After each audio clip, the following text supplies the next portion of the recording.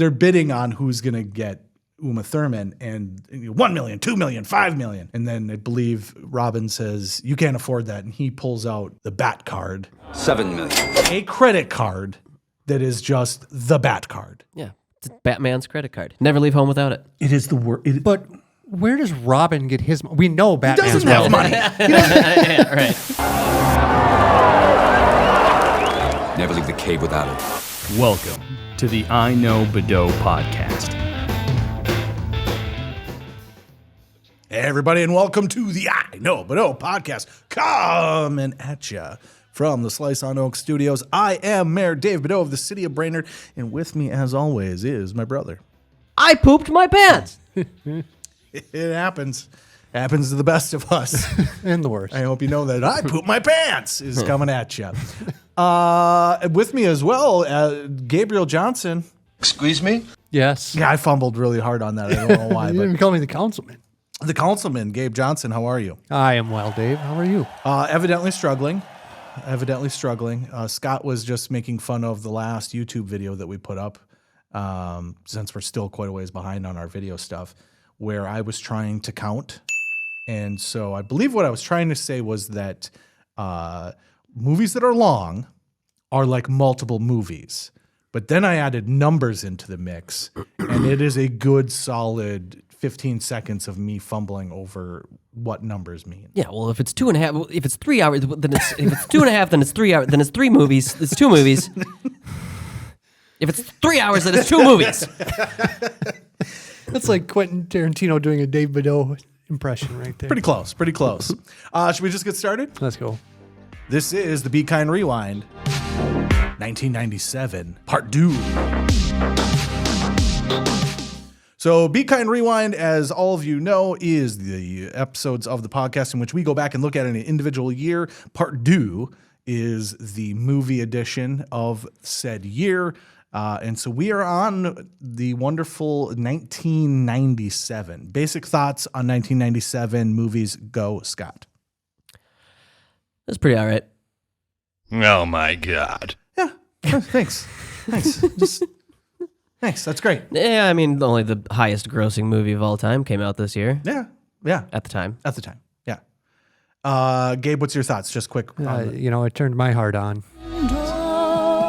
Okay, well, all right. Anyways, let's get started. Gabe, let's start off with you. The movie that you threw at me was Men in Black. The highest grossing movie of 1997. Of calendar year 1997. Yes. Men in Black, summer blockbuster action movie. Will Smith. Aliens aren't even trying to take over Earth. They're fighting amongst themselves on Earth. Yeah, they've fumbled their way on Earth. Yeah. Yeah. And the Men in Black agency has to track all of these aliens. And they do a pretty good job of it. So the movie starts out, they find this alien guy and whatever, and then a guy retires. Yes. An old timer. These two partners had been at it for 50 years, 40 years, right? Seems like it. They've been at it forever, since the 50s. He quits. So they need to find a replacement. They go through, they find the best of the best of the best. Of the best. And it ends up being Will Smith. Welcome to Earth. And Will Smith has no idea what's going on in the Men in Black. Yeah, but he can run fast. He's very fast. He can chase down aliens. It is established right away that he runs fast enough to catch a fast alien. Yep. Yes, and that's got to count for something. Well, it does. Counts for everything. Apparently. In this world, yes. So he doesn't know any of the tools of the trade. Like, humans don't know that aliens exist, right? So imagine what you'll know tomorrow, right? Once you start the job. So he spends 24 hours on the job, and then they hand him the keys, and Tommy Lee Jones retires.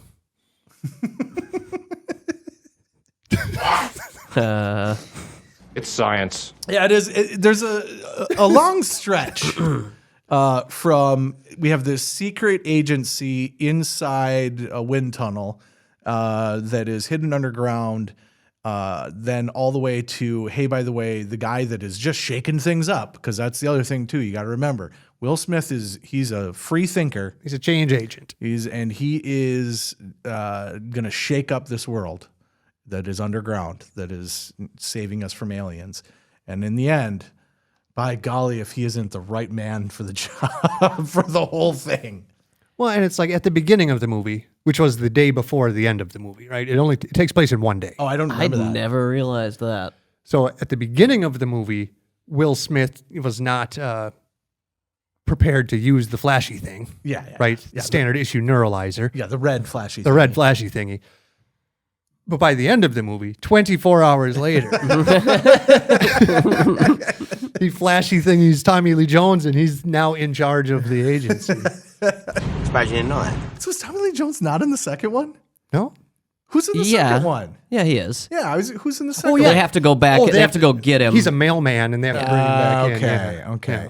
See, we just watched this movie about a month ago, and I tuned out by the by the end of it. It's pretty good. I will say it holds up. It holds up pretty good. But I clearly did not watch the end of the movie. I don't know because I don't remember any of that. Well, the flashy thingy, A flashy shit thingy me. Tommy Lee Jones. Maybe you got into the purview of it or something. Did you become a mailman after? But then they hired the mortician person who worked in the morgue. That gal right. came Yeah. in to take his spot. I remember that. Okay, all right. Yeah, maybe. who was written out in the first scene of the second movie.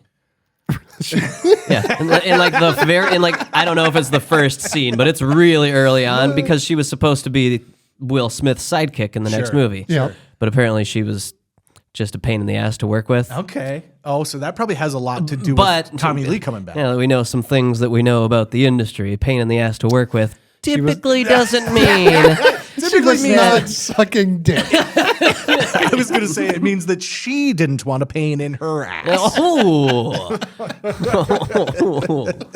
Okay. She's feisty. Yeah. I wonder if that was the case. We should maybe investigate that to see if that was the case, that Tommy Lee wasn't going to come back. I will say that Tommy Lee Jones, we'll talk about him a little bit when we get to Batman and Robin, although he's not in that film. I don't know how I feel about Tommy Lee Jones. I love Tommy Lee Jones, Okay. all-time great supporting actor. Okay. I'll give you, there's a couple of really good films. The Fugitive, Men in Black, Fugitive, and yes. Alone.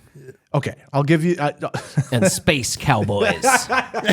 No, the ones where they bring the old guys back. he plays a really good old guy coming back. No, Tommy Lee Jones is great.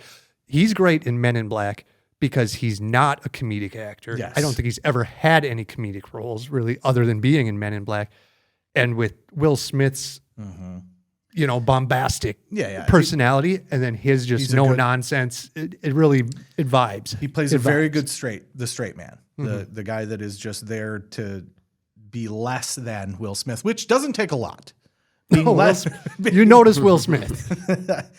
Is this peak Will Smith or is this still ascending? I think peak because I think next is Wild Wild West. Okay, well, maybe Men in Black 2 could maybe be peak. But yeah, I think Wild Wild West is right after this. I think you're right. Yeah. So I think Wild Wild West still made a shitload of money. it made a shitload of money, but it doesn't make a shitload of sense. But it won all the golden raspberries for yeah, the it year, is too. a bizarre movie. Sweet. Yeah. What's your overall score for the Men in Black? We've never done that. What's the Men in overall Black score? out of 10. We're going to go out of 5. A lot of places go to 5. Let's go to 10. I like 10 better. Let's go to 10. I'd give it a 7.2. Okay. Yeah, I watched it with my boys. They enjoy it. Yeah. It's a movie for kids, Yep. right? And it's entertaining. yeah, it's one of Callie's favorites, so that puts it right out of a 7.2. Also, speaking of, let's move on.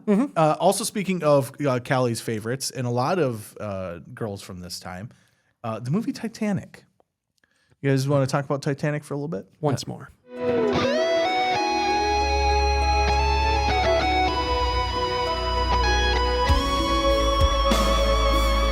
I think it's really interesting because this is a movie that my sister, I think, went to like 8 times.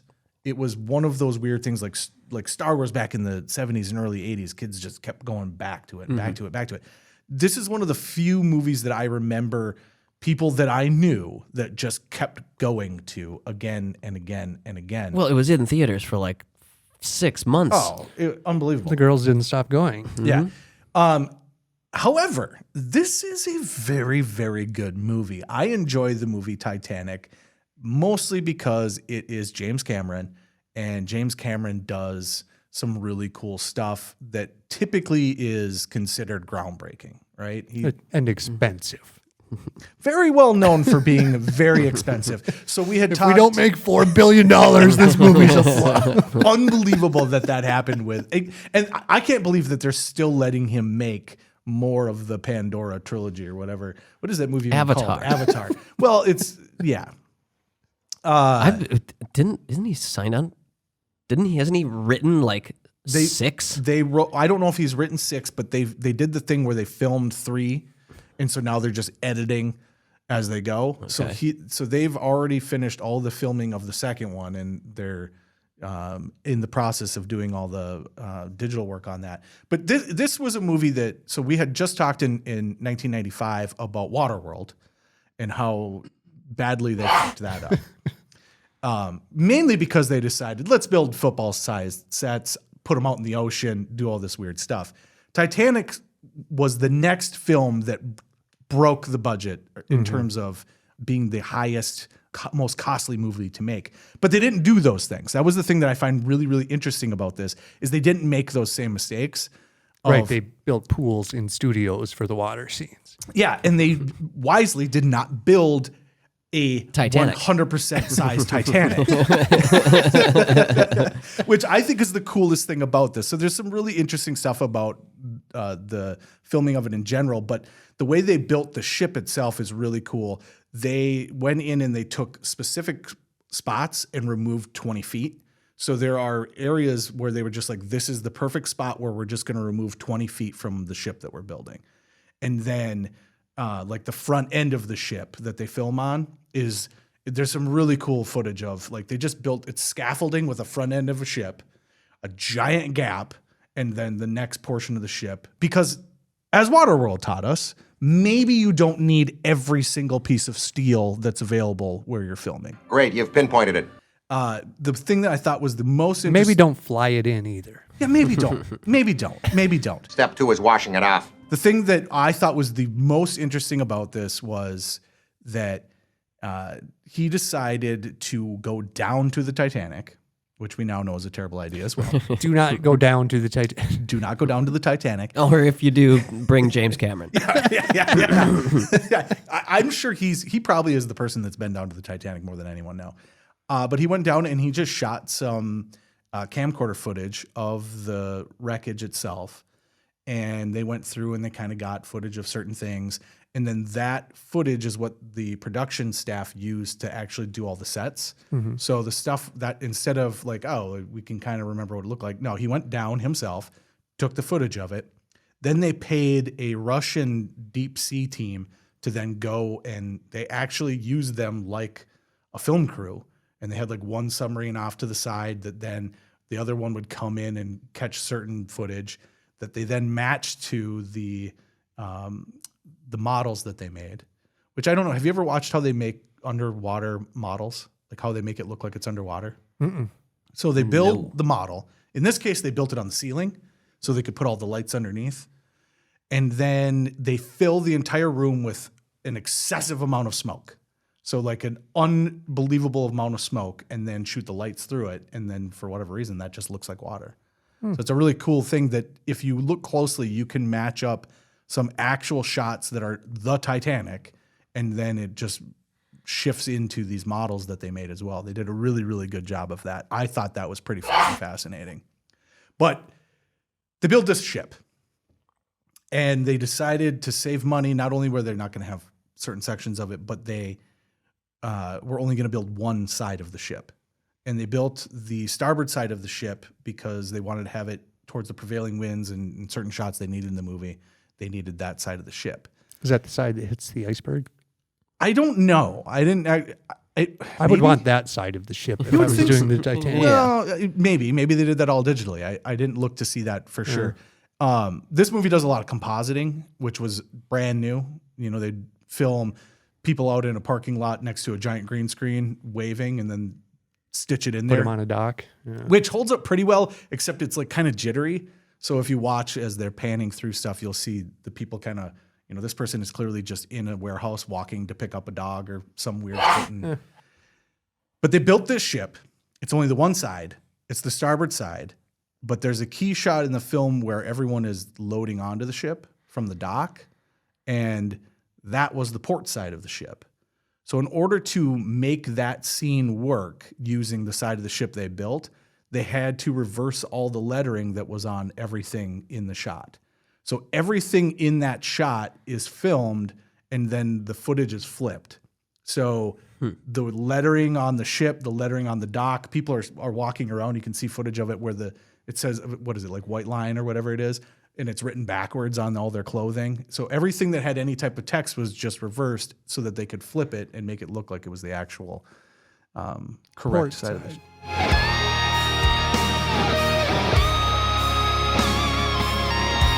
I would have just said, you know what, this is a movie. It doesn't match up perfect. It's a movie. Ship. They're getting on a ship. They're getting on. But just no letters. No letters anywhere. Spending a little too much time on the itty We bitty. know it's the Titanic. It's the name of the damn movie. Yeah. But it's a pretty cool movie. I think it holds up pretty well. He does a good job of making there's a little bit of a heist that happens within it. The ship itself is a character. I think they do a really good job, and watching some of the behind the scenes stuff was fun to hear him talk about how during the actual action of when the ship is sinking, it would be really hard to sell and to explain to people how the ship is breaking and why it's breaking. Mm-hmm. So instead, they just do exposition at the beginning of the film where they have a CGI rendering where they just explain to you how the ship sinks. Wait, they explained that the ship sinks at the beginning of the movie? Well, I don't know if you know this or not, I but have not seen it. most people know that the Titanic sank. So that's the one thing they did that's really good in this movie was we're not going to pretend you don't know this sinks. We start off, the ship is sunk. We're going down to the wreckage. We're going to explain everything that happens, and then we're going to show you a story taking place within that world. And it holds up pretty well. I would say that, again, it's too fucking long. Yeah, how many movies is this? Well, Gabe, how many movies is this? Because it came on It is 2 VHS cassette tapes. That is the reason I have never seen it, is I have a hard block against things that come in 2 VHS tapes. and this was peak 2 VHSs. Yeah. But it's pretty good. I think it holds up pretty well. He does a good job with the action. There's a little bit of intrigue to it. And the attention to detail is very interesting. So much so that the room that they're staying in, they wanted to find a room that they were sure nobody was in. So they didn't have that inaccuracy of, these people weren't in that room. So they went that far as to find a room that I think it was the so some nerd wouldn't say, hey, that room was supposed to be vacant. Yeah. Also, very weird. It seems like you're focused on kind of but it's James Cameron. He's as autistic as anybody. This is as autistic as a movie gets. I think, and that's probably why people went and saw it multiple times. You just have a special interest in the Titanic. But it's pretty good. I actually really enjoy it. I didn't go back and watch it right now because I had just watched it a couple times recently. And enjoyed it again. And then, but I did, there is a ton of behind the scenes stuff. He does a really good job of having these extra film crews on and talking about stuff. So there's a lot of information about how they did things, why they did things. There's a shot in the film that they refer to as the $1 million shot. I know what that is. Is that when the guy hits the propeller? No, it should be. It should be. Or when the hand hits the steamy window. Oh, there you go. Those are both $1 million shots. No, it's the beginning where he says, "I'm the king of the world," which is also weird because in my head, it's him and the woman, and whatever her name, Kate Winslet. It's not. It's him and his buddy up at the front of the ship when he says that. But the camera pans out, and then it does a full, helicopter shot of the entire ship. But they only built half of it. Well, that's why half of one side. It cost almost $1 million for this. Oh, it was $1 million shot. Almost $1 million for this one shot. But he thought it was so important to sell the idea that you're not going to care that the ship sinks unless you care about the ship. So we've got to have daylight, entire ship, people walking on it. So it starts with a little rig that they've got the actors on a green screen, kind of pans back, and then it does all this composite work that at that time there wasn't a thing.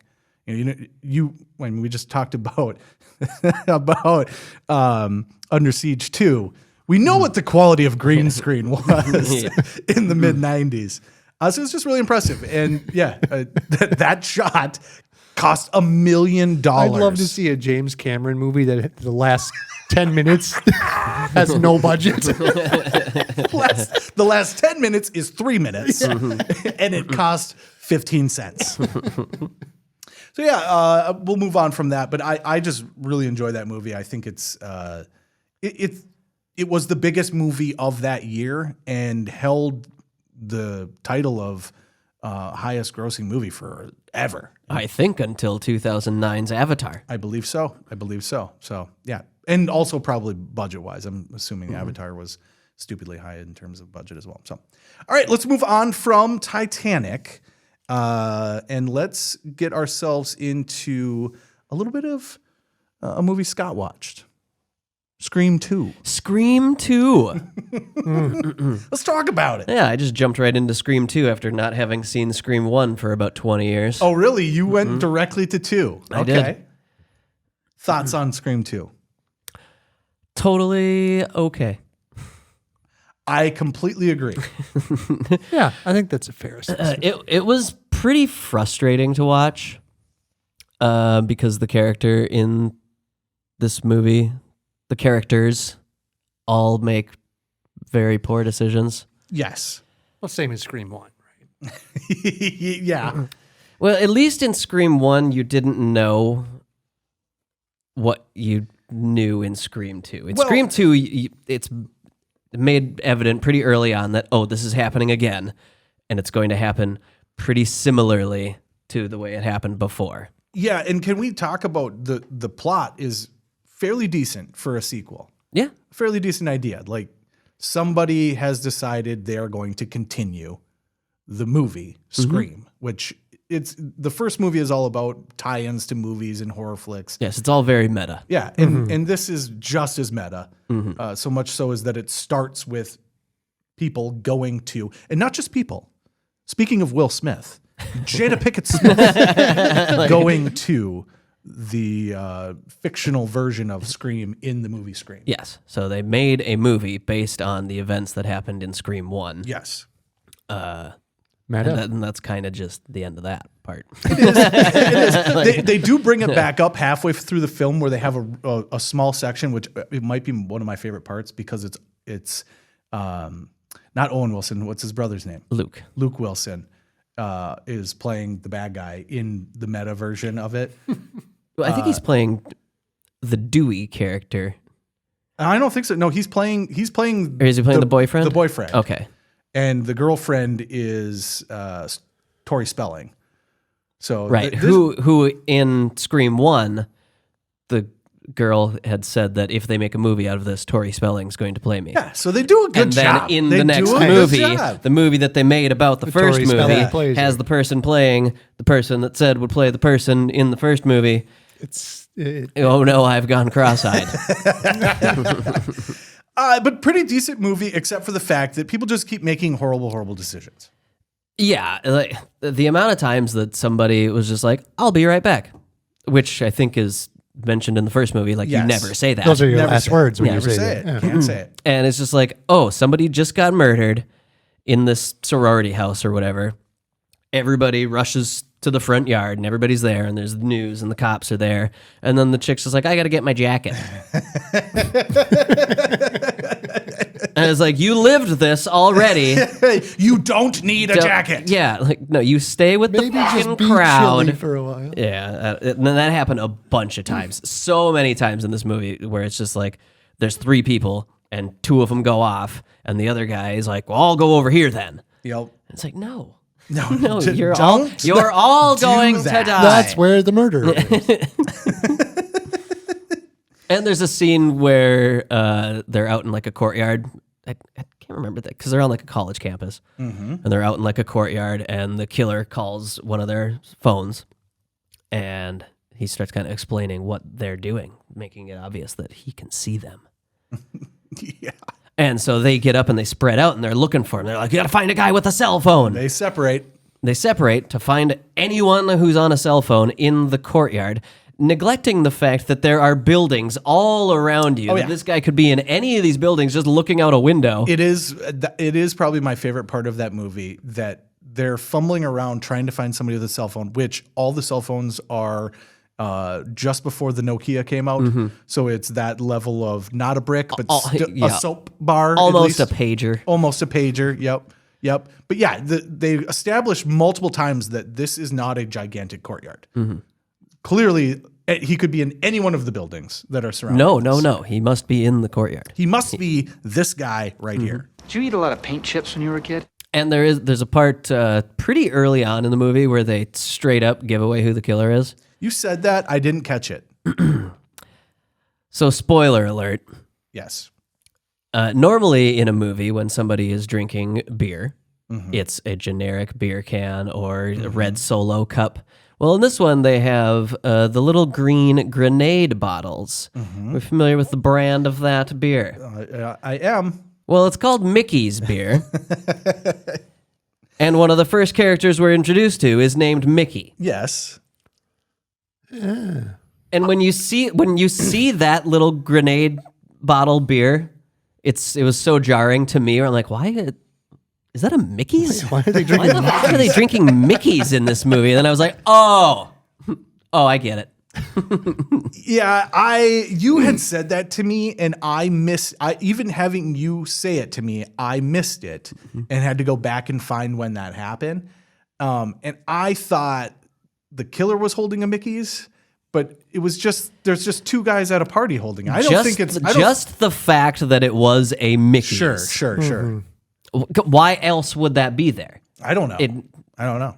Never seen No, it. that's an Easter egg. That's I liked it. Mickey's. I liked it. There's no label on the bottles. No. It's But just you know what it is. Oh, you absolutely know what it is because nobody makes a And grenade. you want to get that fucking cap so you could solve the puzzle underneath it. The movie holds up pretty good. I think it's okay. I don't think it's great. I think the first one is pretty violent and pretty bloody. They toned down the violence a little bit in this one, I think. So much so that at the end they're shooting with guns, which do they shoot anybody in the first? They must. I think they do. I don't remember. I only made it about halfway through the first one. First one's good. First one starts off. The opening scene of the first Is Scream is fantastic. incredible. Just it stands on its own. It Yes. doesn't even need to be attached to any movie. No. Just throw that as a horror short. The Phenomenal. her parents coming home as she's dying. Oh yeah. Is On the phone. oh god. They pick up the phone to call the cops, and she already had the girl's dying and had the phone. So they Yes. pick up the phone and they can just hear her breathing. Chilling. Ooh boy. Yeah, chilling. And pretty gory as well. There's a lot of gore right off the bat on that. Second one, pretty decent. A good continuation of the story. I do like that Dewey has a limp and his arm doesn't work right because he got stabbed in the first one. And then they make fun of it, which I did enjoy as well. Has the murderer's back. Very, very. You cripple. And I think when somebody says like, "Did you get stabbed in the shoulder? Why do you have a limp?" So I did really like that. I also really enjoy going back and watching these and seeing the actors that are in them and where they go. Yeah, that was one of my big takeaways. Was every scene when first couple 20 minutes of the movie, every scene is like, holy shit. Yeah. This guy's in it. This guy's in it. It is Jamie Kennedy.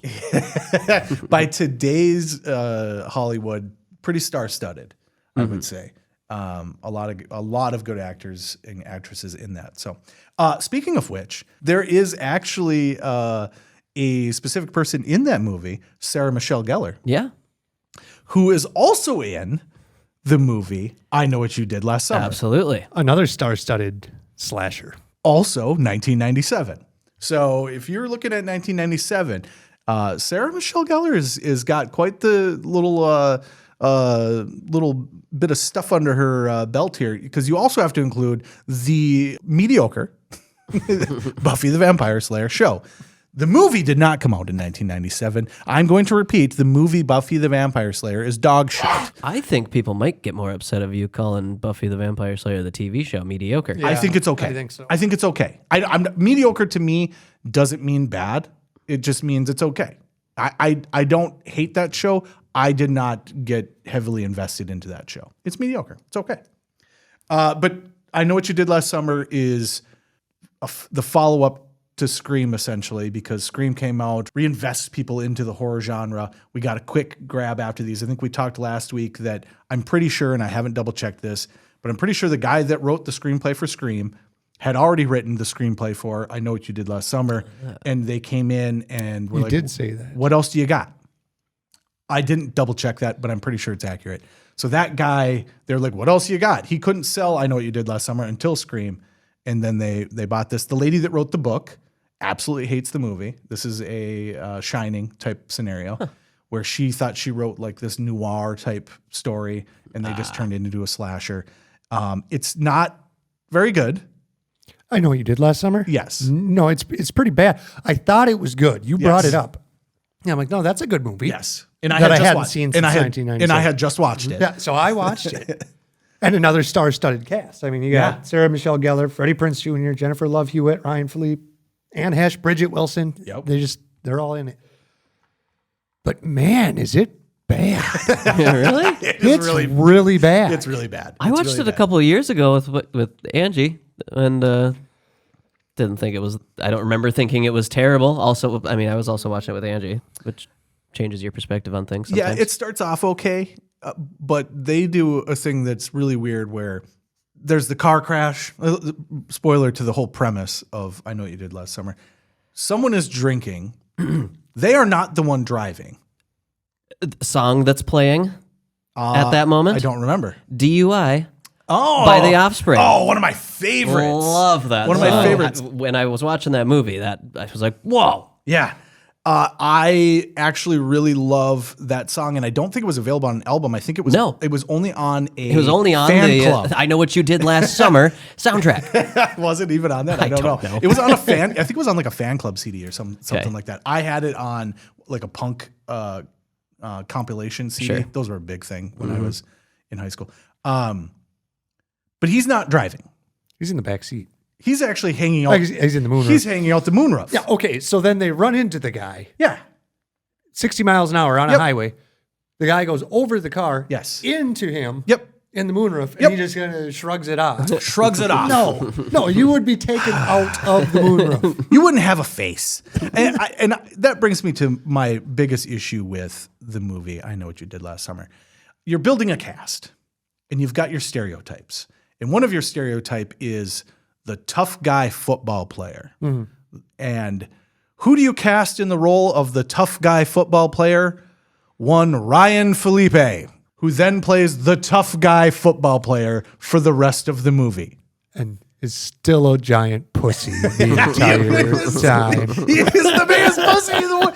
And it turns out He's the sensitive guy. What are you doing, casting agent? who then gets killed in the moonroof, but doesn't die. Yep. And then the whole premise of this movie is someone may think that I was driving, therefore we must dispose of this body. That's the whole premise. I thought he would be driving, and so then it's like, oh crap, we need to make sure that we get rid of this body. He's not even the one driving. And you have 3 witnesses that say you were not the one driving. Yep. It is the dumbest fucking plot in the history of plots. And they're up like on the hillside. Yes. So they have to drag this body down a hill. Yeah, they have to find go a really dock, far. Really far. to the Really end far. of the dock.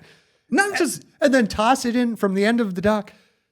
And it's not a dead body. no.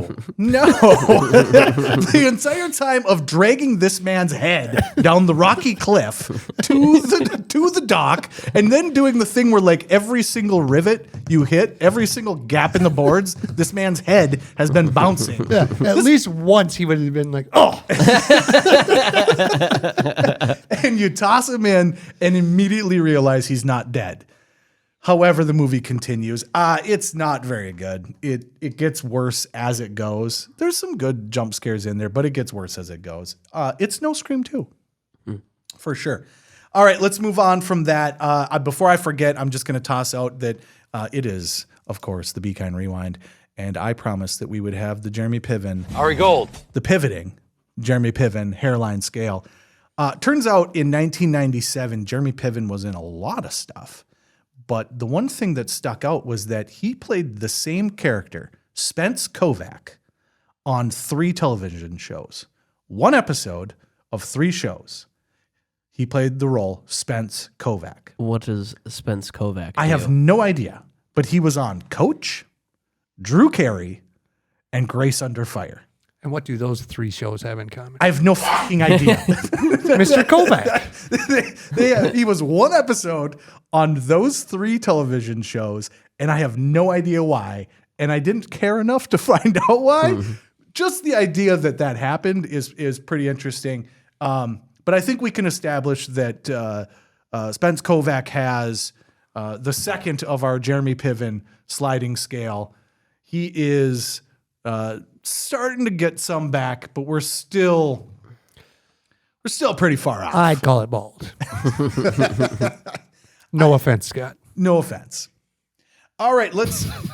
Fucking thing sucks. Wow, offense, I think. Okay, let's go rapid fire real quick. Any other movies you want to throw out that just existed? Yeah, I mean, G.I. Jane. Oh, God. Oh, no. Speaking of Jada. You brought her up. I brought her up because it was fun to watch her die. Oh, she was Unbearable. Unbearable is what I'm trying to say. There were like 5 words that almost came out that none of which were words. No, I think since I gave Tommy Lee Jones credit earlier for being such a great supporting actor, I'm going to throw out Grosse Point Blank. Okay. Yeah. John Cusack and Dan Aykroyd. Yeah. Also an amazing supporting actor. Not bad, not bad. Can I throw one in real quick? Jackie Brown. I think a lot of people of Tarantino's work are not fans of Jackie Brown. I think, Scott, you said. I've tried to watch it a handful of times, and I can't stick with it. Yeah. It bores me. Fun fact, that is the movie I chose to be the first movie that I ever watched with Callie Randall, my fiance. That was the very first movie that we watched. Hey, honey, you want to watch Jackie Brown? I would have watched the Titanic or something. let's Whatever, like it worked out for you. Set the bar right where you want it. Listen, you're getting into this relationship. I need you to understand that I like the movie Jackie Brown. I like it. It's a little weird that he leaned really far into these actors from like the 60s and 70s that he really liked. Like he wanted to reinvigorate their careers. And there's a little sloppiness to it. Like there's some mediocre acting at parts that bring that movie down, but I really enjoy that movie. So, Booyah. What else you got? Just a couple more. Good Will Hunting. Yes. I had never seen it before. Okay. And you said it's a good movie. So I'm like, well, we're going into 97. I might as well watch it. It's a good movie. Very good movie. I think I'm going to give it an 8.9. Okay. Whoa. Wow. It was a really good movie. Okay. Very good movie. Written by Ben Affleck and Matt Damon. Afflecked. Afflicted. Pretty excellent for just 2 dudes sitting down and writing a film. I like that they lean into what they knew. Boston. Plot's a little weird, you know. There's a little bit of like, okay. Yeah, but you feel good at the end of the movie. You feel real good. You feel real anything good. is possible. Anything is possible. Good film. Give us one more and let's move up. Oh well, I got Saving Amy. Okay. Saving Amy. Saving Amy. What? Chasing Amy? I wrote Saving Amy. I really meant Chasing Amy. Chasing Amy. Chasing Amy. I think Also Ben Affleck. Yes. And those are some of my favorite roles of Ben Affleck are the Will Smith movies. His name is Affleck. It's Kevin Smith. Do I keep saying Affleck? Yes. Yes, you do. I don't even hear myself saying it. Like you keep saying it back to me and I don't know that I'm saying it. Affleck. Yes. Be better off saying that. Okay. But another Kevin Smith joint. Another Kevin Smith joint. I've never seen that one. I've seen, I wouldn't say most of Kevin Smith's movies because he's got a lot of does in the last 20 years, but that mid-90s run and early 2000s, Jay and Silent Bob, Dogma. Yep. I'd put it Mallrats. up there. It's up there. It's okay. It's slow. It's slow, but it's good. I mean, it's no Mallrats. It's no Mallrats, it's no Clerks, but those two stand Yes. above everything. Yeah, it's pretty good. And then I'll just toss out real quick that a little spoiler alert for where we're going in a couple weeks. We decided that we are going to do our next draft, which is going to be Nicolas Cage movies. So 2 Nicolas Cage movies that came up in 1997. We're going to hold off on those because that's going to be a part of the Nick Cage draft. If they make it, he has been in a movie every single year since 1988. The only actor in Hollywood to stay busy the whole time. Really? Yeah. Just announced that he is going to pivot into television now. So Because he can't say no to a job offer. that'll be fun. All right, let's get to the meat of the episode, which is the movie Batman and Robin. Scott, go. Okay. I'd rather not. It was almost as bad as Leprechaun 4. Oh man, It's a really, really hard movie to watch. But this one had a budget, didn't it? yeah. I didn't watch Leprechaun 4, but I watched enough clips when I was grabbing it to have you be able to talk about it, and that's a bad movie. Yes, it's a very bad movie. And so is this. So fun fact, I've walked out of, I believe 3 movies, but for sure 2 movies in my life. Walked out of. The very first movie I ever walked out of was Batman and Robin. I said, no, I am not watching this. Yeah, I don't blame you. I got to the exact same point in this movie as I did to Leprechaun 4, Okay. where I checked to see how much more was Yep. left, and I wasn't even halfway through it. I did the exact same I thing. was about 56 minutes in, and I was like, surely this is going to be like an hour and 20, hour and 30. Nope, it's over 2 hours long. And I was like, there is no fucking way I'm watching another hour of this. I did the exact same thing. And I tried really hard to give it a legit chance because I've watched this movie many times over the years. I sat down trying to give this movie the benefit of the doubt and go, let's find out what they were trying to do. And I got it. Right. You're trying to do the 1997 version of the 60s Batman show. Right. Super campy and all that, but it's like it was made for 4-year-olds, dude. It's so fucking terrible. And I love Batman. I don't like superhero movies. I love Batman. I think it's a cool premise. It's just a fucking dude with a ton of money. The backstory is the backstory. You know, the parents are dead and whatnot. But it's a guy with a ton of money that is bored and just decides to solve crime. Pretty cool. Sure. Lots of cool gadgets. One of those cool gadgets is not fucking ice skates. The part of this movie that I decided to walk out of is 5 minutes into the film. They start off, Batman's driving in his Batmobile, the worst Batmobile, by the way, of all Batmobiles, in my opinion. Okay. His little screen comes up. Commissioner Gordon tells him very 1960s like, there's a new villain, Batman. His name is Mr. Freeze. Batman and Robin drive to Mr. Freeze, and they find that Mr. Freeze has frozen this entire, I think it's a museum, if I remember correctly. It doesn't matter. And in come a bunch of goons on ice skates. Yeah. Hockey sticks and all. Hockey sticks and all. Heck yeah. Hockey sticks and all. Yeah, that. I am going to go watch this. Yeah, that is straight up 1960s Batman. No, then Batman Yes, and it Robin is. Yeah. fall over on their backs like turtles and then click their heels together and fucking ice skates come out of their boots. And I said, Batman has a lot of cool gadgets. Ice skates out of his boots is not one of them. I'm out of here. It's like 5 minutes into the movie. It's like, I can't do this. I can't do it. That seems exactly what they would do like in the 60s comics, though. It does seem exactly like it, but That's the high point of the movie. it really is the high point of the movie. It really is. Then the best part is then they're clearly on rollerblades after that.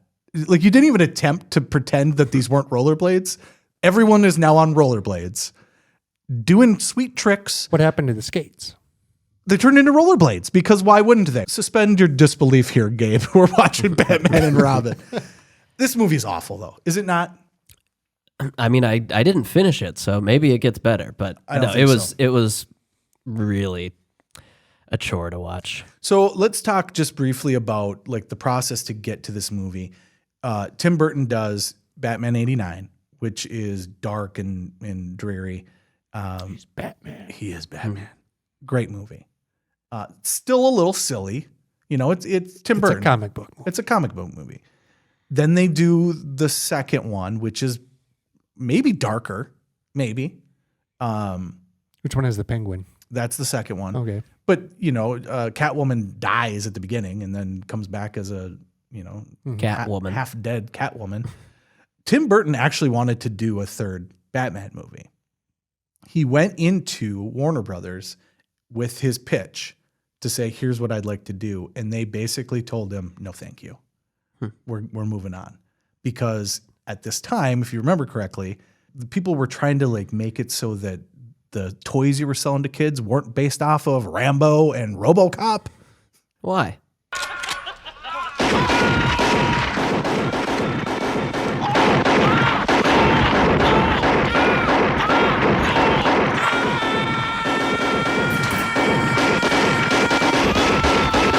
There was a big push to get away. There was Guns are bad toys. Murder. potentially the worst toy. I'd buy that for $1. There was a big push to get away from violent films being the thing that toys were based off of. So much so, and I didn't know this. I didn't know that people didn't remember that in Turtles 2, Secret of the Ooze, the turtles never use their weapons. Yeah. I thought that was common knowledge at this point. I didn't realize that there are people out there that didn't realize that in the second Turtles movie, they never use their weapons. I'm going to pretend I knew that. They use everything from like yo-yos. I think Michelangelo's the most obvious of the bunch because nunchucks, those are the worst weapon you can have. Those were the coolest ones. Those are the coolest ones. So he's using yo-yos and Like a mop. a bunch of random stuff. But yeah, they cold cuts. So they want to teach kids that, hey, Everything's a weapon. Everything is a weapon. Combat cold cuts! And next time I'll use mustard! So this movie, Batman Forever, they decide we're going to go a little bit more into like the campiness, and they bring in the new director. And I don't. And then they bring in Tommy Lee Jones for his one and only comedic role ever. So bad. He is the only thing that I really, really, really dislike about Batman Forever. The rest of Batman Forever I can handle. I think the fact that Jim Carrey's in it makes you kind of go with it a little bit more, as opposed to in Batman and Robin. he was like the Riddler. Well, but now in Batman and Robin, it's Arnold Schwarzenegger who is the bad The guy. Iceman, Yeah, yeah, I don't. that was bad. His camp doesn't work for me. I would say Poison Ivy, Uma Thurman. She drives me nuts because she's doing the girl from 1920s. Yeah, that's such a weird character that they put in the movie. Yep. The idea of Poison Ivy isn't that bad, Yeah, but right, the way right. they do it is so 1960s. Yeah, I don't mean Poison Ivy the character. Yes. I mean Uma Thurman's Yes. Poison Ivy in this movie Yes. is. Yeah, I don't hate Poison Ivy. Just Uma Thurman. I'll bring everything you see and everything you don't. Come on, get the fuck out of here. As she's blowing magic fairy dust in their faces. The worst part of the movie, aside from the skates, is Which was the best part. that's the high point of this movie, is that so they're bidding on her. Who's going to get her, Batman or Robin? Who's got the bigger bulge? Well, Robin. Batman. No, Batman does. I thought that they gave it to Robin had a bigger one. Then Okay. Clooney complained and Right. said, Okay. look at his dick. My dick needs to be. Speaking of which, so Robin in Batman Forever, I actually really love that costume because it's back to the old costume. When I was a kid, my brother and my older brother had Batman pajamas. I had Robin pajamas. So I have an affinity for, those were my favorite pajamas of all time. So I love that outfit. And they did that in Batman Forever. But I will say, going back and looking at the footage, holy bulge. He comes around the corner dick first. and then Val Kilmer looks him up and down and says, who's your tailor? And I'm pretty sure he meant, that's a cock. That's a cock. But they're Kilmer, not Clooney. they're bidding on who's going to get Uma Thurman and $1 million, $2 million, $5 million. And then I believe Robin says, you can't afford that. And he pulls out the Bat card, $7 million. a credit card that is just the Bat card. Never leave the cave without it. Batman's credit card. Never leave home without it. It is the word. But where does Robin get his money? We know Batman's doesn't have money. Yeah, right. He doesn't have money. I think more than anything, Batman Forever is about a very brooding Batman. Like he's messed up in the head and is trying to figure out how to fix himself, essentially. At the end of that film, Batman and Robin decide that they're not just friends, they're partners, which you can take that any way you want. Yes, they're lovers. But there is a part in that where they say we're partners, and it's, here we go. Now we're going to go save the day. No. You have the superhero and his sidekick. Well, that's the way they went in Batman and Robin, because from the word go, George Clooney plays George Clooney telling Robin, not so much. And it's, I don't know. It's just very annoying to watch. It's just whiny. All the other characters are whiny. You're gonna have a bad time. I can't handle it. Couldn't make it. I couldn't make it through. The ice skates sound pretty cool. Well, the nice thing is you get through I like that. the superhero keeping the sidekick in his place. This is a movie for you. Their version of Bane is horrible. I still don't, to this day, I don't know what the Bane is. And I think part of that is because of this movie. because of this movie, yeah. Because my first introduction to the character Bane is whatever the he was in this movie. Terrible He's is what he just was. Pumped full of whatever to get huge. He was a bad guy. All right, I could Yes, talk. I understand that much. I could talk about this movie forever. Let's move on. We're gonna throw a softball over to Gabe here. Speaking of terrible movies, So I watched The Pest 3 times and the reason you watched it 3 times, because Scott has been talking about it for 10 years. So I thought there must be some redeeming quality about this movie. And I watched it once and I'm like, what the fuck did I just watch? You need to watch it again. The next day I'm like, all right, kids are in bed. Yep. I'm going to get back at this. We're going to watch The Pest again so I can find what it is Scott sees in this movie. Yep, It doesn't exist. The Pest is an amazing movie, and Love it. And I love more than anything that Zhangling Wazama was just complaining that the new Super Mario was not Latino. It didn't have enough Puerto Ricans in it. Didn't have enough Puerto Ricans in it. About the Mario movie? About the Mario movie, because he played Luigi. Yes. Yeah. And his Luigi was evidently Puerto Rican, so that makes sense. But he was complaining about the Mario movie not having enough Has diversity. he seen The Pest? He is the most racist of any character I've ever seen in any movie ever. And it's peak 90s, so it plays. But I don't know. Don't then go out, start talking about racism in movies when you have in your back catalog a movie that is just stereotypes through the whole fucking thing. Mm-hmm. His Chinese. Not funny. Stop laughing. Me love you long time, me so horny, Tong Yu with you.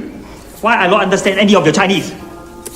I from South. It's a different dialect, right? Everybody know that different dialect. You don't even look Chinese. You look like Mo from Three Stooges. I fire your ass. Peak 1997. All right, ladies and gentlemen, that is enough about the year that was. Any final thoughts? No. The Pest is amazing. I can't believe you don't love The Pest. Yeah. It's so good because it's so bad. It's one of those films that is just great to watch because it's just terrible. I'll save my time and wait for the G.I. Jane sequel. Well, you watched it 3 fucking times, so you are pretty high on the list of people that have in.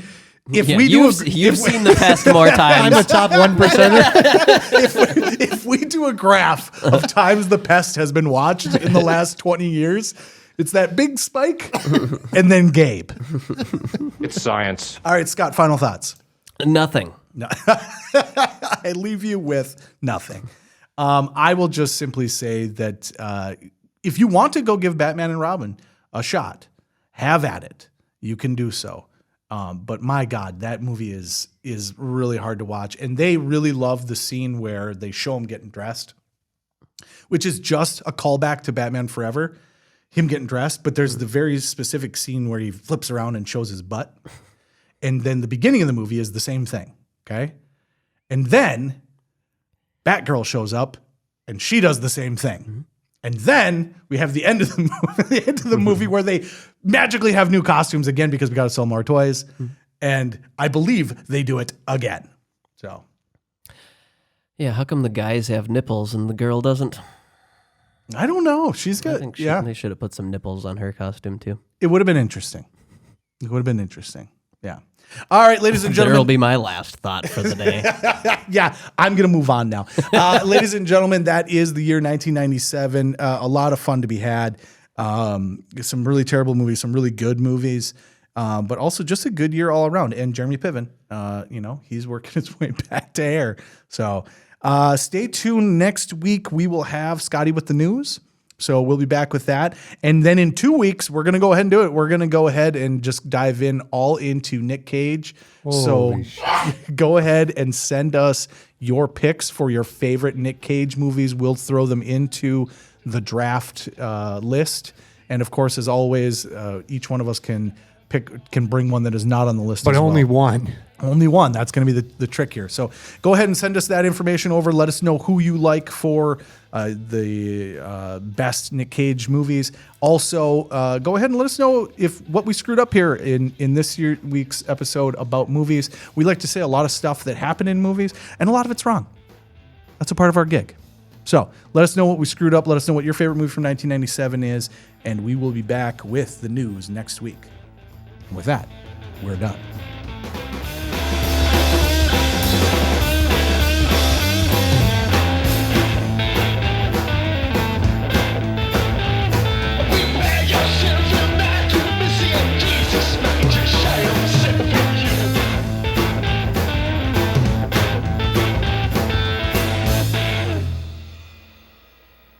One of my favorite things about watching movies from this era is the soundtracks.